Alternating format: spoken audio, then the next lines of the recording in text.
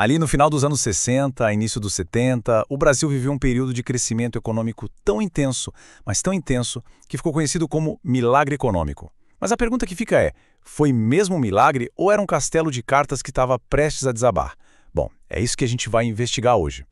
Guarda bem esse número aqui, 11,2%. Essa foi a média de crescimento da economia do Brasil por ano entre 1968 e 1973.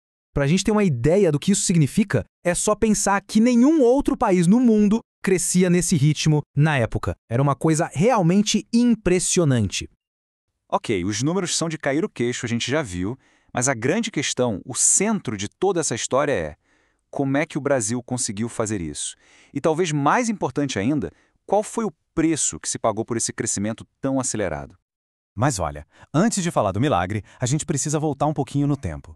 Porque antes do boom, o Brasil estava literalmente à beira de um colapso. Para entender a decolagem, a gente precisa primeiro entender a crise que veio antes. A coisa toda começa a complicar em 1961 com a renúncia do Jânio Quadros. Isso jogou o país numa crise política gigantesca. Tentaram um regime parlamentarista com o João Goulart, mas não deu muito certo, não trouxe a estabilidade que se esperava. Esse cenário de caos, tanto na política quanto na economia, acabou abrindo o caminho para o golpe militar de 64. E na economia, a situação era de caos total. Pensa só, a inflação anual passava dos 80%. Isso quer dizer que os preços, na média, quase dobravam em um único ano.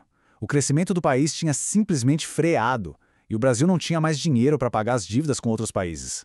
A primeira atitude do novo regime militar foi criar o PAG, que era basicamente um plano de austeridade bem duro para tentar arrumar a casa. Deu certo para controlar a inflação, mas o remédio foi amargo, viu? A economia entrou em recessão, o Brasil ficou estável, é verdade, mas ficou parado. Era preciso uma virada radical de estratégia.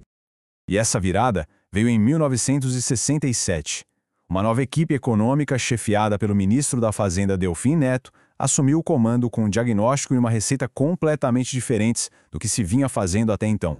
E aqui, olha, tá o pulo do gato. A nova equipe pensava o exato oposto do que se pensava antes. Para eles, o problema da inflação não era o povo consumindo demais. O problema eram os custos para se produzir as coisas, que estavam muito altos. Então, a solução não era frear a economia. Era o contrário, era pisar fundo no acelerador para crescer e diluir esses custos.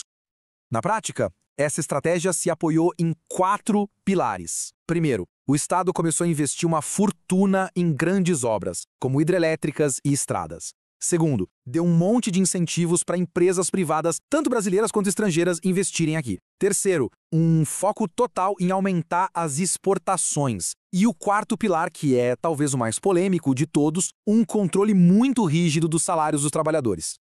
E o resultado dessa nova fórmula? Bom, foi imediato e simplesmente espetacular. O Brasil, de uma hora para outra, decolou. Dá uma olhada nesse gráfico. O Brasil não só cresceu muito, mas cresceu mais rápido que o Japão, que também vivia seu próprio milagre econômico, e mais que o dobro da média mundial. Por um tempo, nós fomos a economia que mais crescia em todo o planeta. O grande motor desse boom todo foi a indústria, e também a construção civil com aquelas obras gigantescas. As exportações simplesmente explodiram, e o dinheiro estrangeiro começou a jorrar no país, o que alimentava ainda mais esse ciclo de crescimento.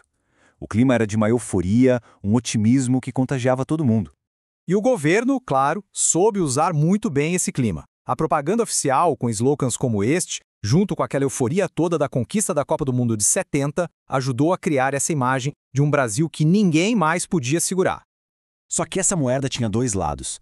Por trás de todos aqueles números impressionantes de crescimento, existia uma realidade bem mais complicada, marcada pelo aumento da desigualdade e por uma economia que se tornava cada vez mais frágil.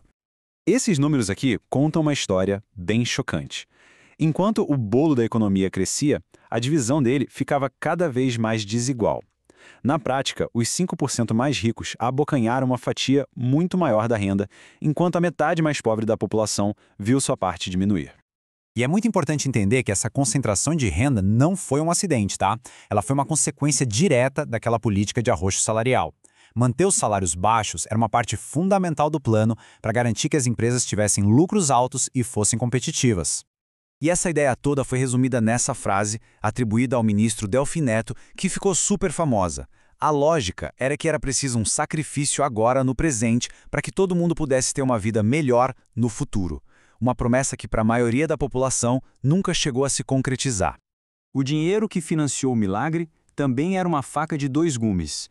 Por um lado, a entrada de capital estrangeiro foi essencial para bancar os investimentos. O problema é que, por outro lado, isso criou uma dívida externa gigantesca e deixou o Brasil totalmente dependente do que acontecia na economia mundial. E os números não deixam mentir. Em apenas 6 anos, a dívida externa do Brasil mais do que triplicou. O milagre estava de pé, sim, mas ele estava construído sobre uma base muito, muito frágil. Qualquer ventania mais forte na economia global podia derrubar tudo. E essa ventania não demorou nada para chegar. O milagre, na verdade, já estava com os dias contados. Era só uma questão de tempo até a conta chegar. Esse aqui era o calcanhar de Aquiles de todo o modelo. O crescimento do Brasil dependia de duas coisas que o país não controlava: dinheiro farto e barato vindo de fora e petróleo barato para mover as indústrias. E no finalzinho de 1973, o cenário mundial virou de cabeça para baixo. A crise do petróleo fez o preço do barril quadruplicar e o crédito internacional, que era abundante, simplesmente sumiu da noite para o dia. Para um país como o Brasil, que dependia exatamente dessas duas coisas, foi a tempestade perfeita. A festa tinha acabado. O impacto foi devastador e imediato. O preço de tudo que o Brasil importava disparou, o crescimento sumiu, a inflação voltou com força total e aquela dívida externa virou uma bola de neve que o país levaria décadas para resolver. O Brasil não só parou de crescer, como entrou na chamada década perdida dos anos 80. A conta do milagre tinha chegado e ela era bem salgada. E no final, a gente volta àquela grande pergunta. O milagre econômico foi um verdadeiro projeto de desenvolvimento ou foi só um voo de galinha, um boom insustentável que deixou como herança uma dívida enorme e um país muito mais desigual? A verdade é que não existe uma resposta simples para isso. Mas entender essa história é absolutamente fundamental para a gente pensar o Brasil de hoje.